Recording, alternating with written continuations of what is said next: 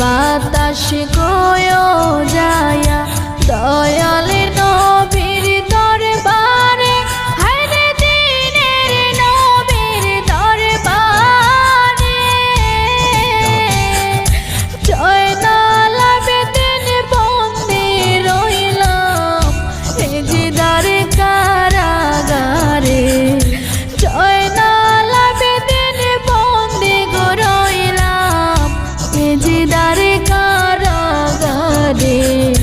যাওরে বাতাস কয়ো যা